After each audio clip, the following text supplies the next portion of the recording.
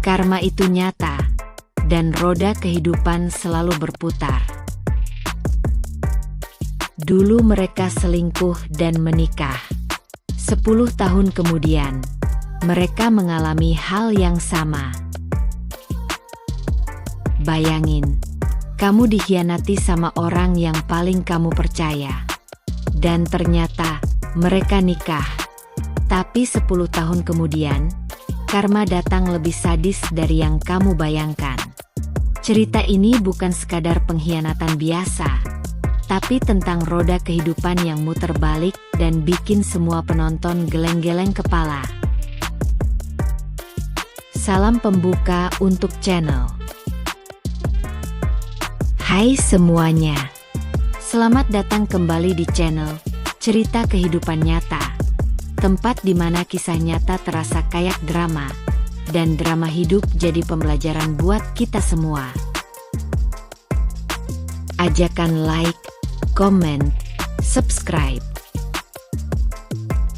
Kalau kamu suka cerita yang penuh pelajaran hidup, jangan lupa buat like, subscribe, dan aktifin lonceng notifikasinya ya. Karena tiap minggunya bakal ada cerita yang bikin kamu mikir, tertawa, bahkan mungkin nangis bareng. Ajakan menulis doa di kolom komentar.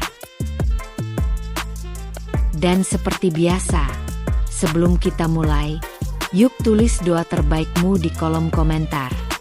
Siapa tahu lewat komentar itu, kamu ikut nyebarin energi positif buat yang lagi nonton dan butuh harapan hari ini. Namanya Livia, 27 tahun saat itu.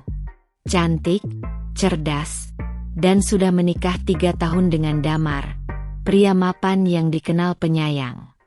Hidup mereka tampak sempurna di luar. Tapi di balik keharmonisan itu, Damar diam-diam punya hubungan dengan orang yang paling Livia percaya, sahabatnya sendiri, Tiara. Tiara dan Livia tumbuh bareng sejak kecil. Mereka sekolah bareng, kuliah bareng, bahkan kerja di tempat yang bersebelahan. Bener-bener sahabat dunia akhirat, sampai satu pengkhianatan mengubah segalanya. Damar dan Tiara ternyata udah selingkuh hampir setahun sebelum Livia tahu. Dan pas ketahuan, mereka nggak minta maaf, malah kabur dan nikah diam-diam. Livia hancur. Tapi daripada berlarut-larut, dia bangkit. Dia resign, pindah kota, dan buka usaha catering kecil-kecilan. Dan dari situ, hidupnya mulai berubah. Usaha kecil itu lambat laun jadi besar.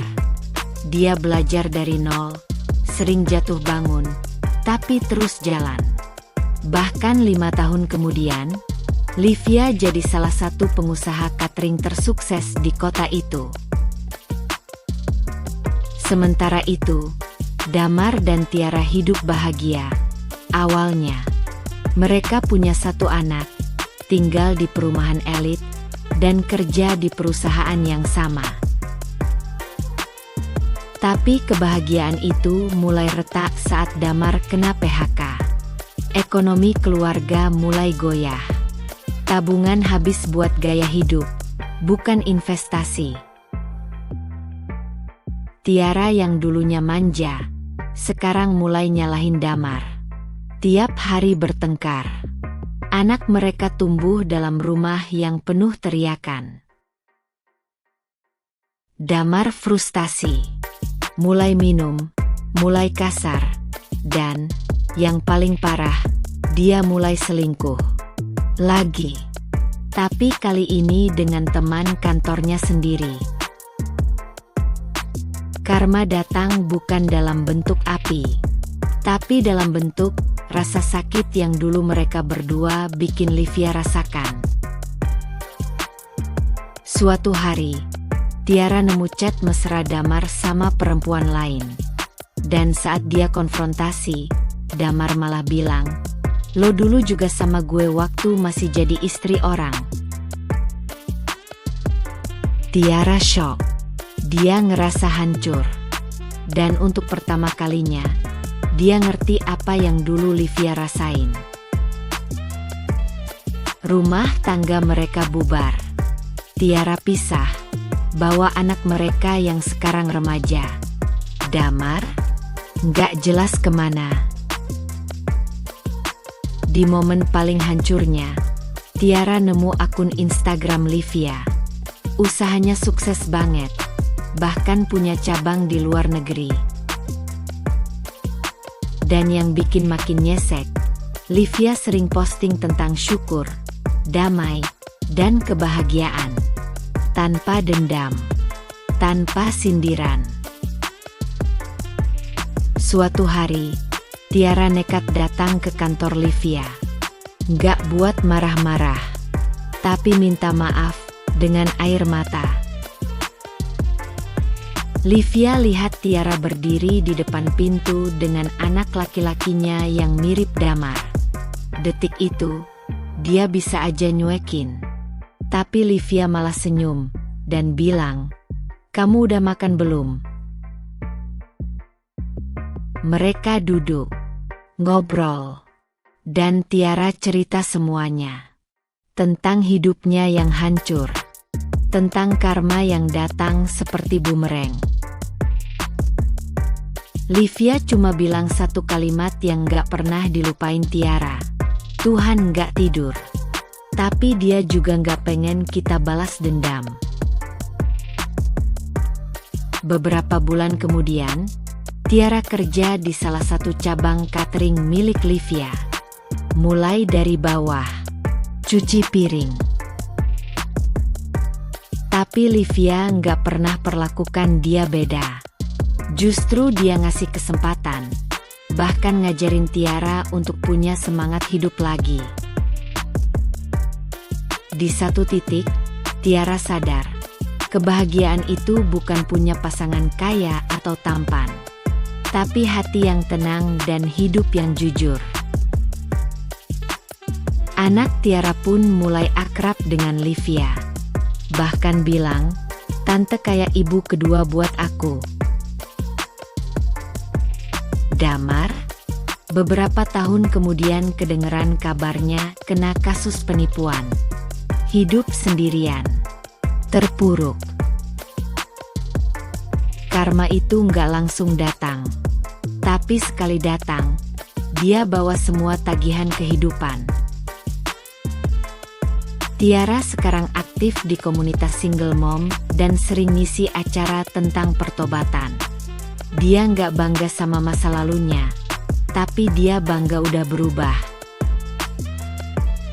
Dan Livia, dia menikah lagi. Bukan dengan pria kaya raya, tapi pria sederhana yang tulus mencintainya. Dalam sebuah wawancara, Livia pernah bilang, "Saya nggak mau balas dendam. Saya mau balas dengan sukses dan damai. Itu yang lebih nyakitin mereka, tanpa saya harus nyakitin balik." Karena kadang pembalasan terbaik bukan membalas, tapi membiarkan semesta kerja sendiri. Dan kita tetap berjalan ke depan, tanpa beban. Penutup penuh pesan moral. Jangan pernah bangga menyakiti orang lain. Dunia ini bulat, dan roda kehidupan selalu berputar. Hari ini kamu di atas, tapi bisa aja besok kamu di posisi orang yang kamu rendahkan. Dan yang kamu hancurkan, bisa aja yang paling ikhlas nolongin kamu nanti. Kalau kalian suka cerita ini, jangan lupa like dan bagikan ke orang-orang yang kalian sayang ya. Dan tulis di komentar, menurut kalian, apakah karma itu nyata? Atau cuma kebetulan hidup? Sampai jumpa di cerita berikutnya. Dan ingat, jangan jadi orang yang harus belajar lewat cara pahit. Belajarlah dari cerita orang lain.